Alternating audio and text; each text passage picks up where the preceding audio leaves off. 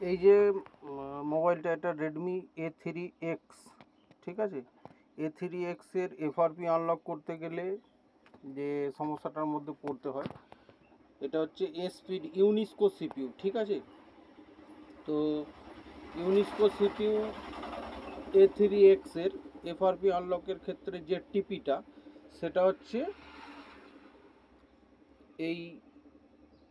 এইটা, ঠিক আছে। এই পয়েন্টটা এর সঙ্গে গ্রাউন্ডে টাচ করতে হবে, মানে এইটা আর এটা গ্রাউন্ডে টাচ করতে হবে, তাহলেই কিন্তু এসপিডি পোর্ট নিয়ে নেবে। এটা আমি ইএমটি দিয়ে আনলক করেছি, দেখানোর চেষ্টা করছি কিভাবে করেছি। A3 ইউনিস্কো সিপিইউ আনলক করতে গেলে প্রথমে আমাকে এটা এখানেই সিলেক্ট থাকবে, ঠিক আছে। এরপরে আমায় আসতে হবে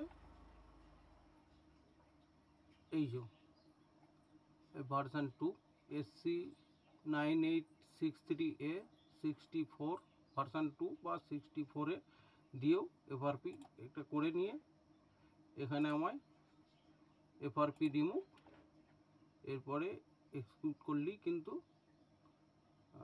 FRPটা খুলে যাবে। এইভাবেই আমি কিন্তু এর FRP আনলক করেছি। এটা এই জন্যই ভিডিওটা করা যে রেডমি A3 একটা হয় MTK সিপিইউ, একটা হয় SPD সিপিইউ।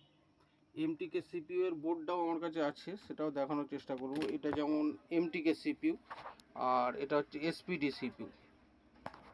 SPDর পোর্টটা আমি আরেকবার ধরার চেষ্টা করব ভিডিওর মধ্যে। এই যে দুটো টিপস দেখা যাচ্ছে, তার মধ্যে এইটা গ্রাউন্ডের সঙ্গে এইভাবে শর্ট করে ডাটা কেবিল লাগালেই কিন্তু SPD পোর্ট নিয়ে নেবে, ঠিক আছে।